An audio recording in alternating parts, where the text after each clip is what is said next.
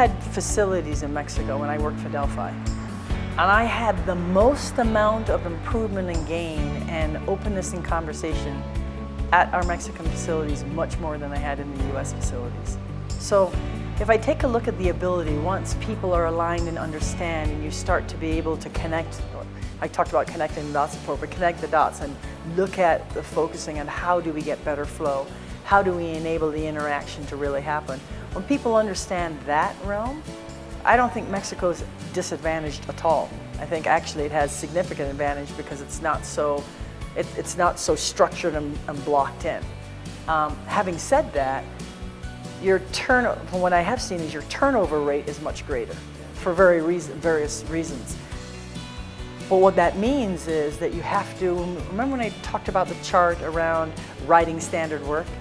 You have to be able to make sure that you have standard work so someone who doesn't have any knowledge, remember that unconscious incompetence, can come in and learn and go through that journey of learning and become very capable quickly and rapidly. We don't tend to do a good job of that. We just say, okay, we have great turnover and that's why we can't step forward. But we have the tools and the ability to, regardless of turnover, it shouldn't make a difference who comes in or out. If you have the right processes and systems, you can make any individual very successful very quickly.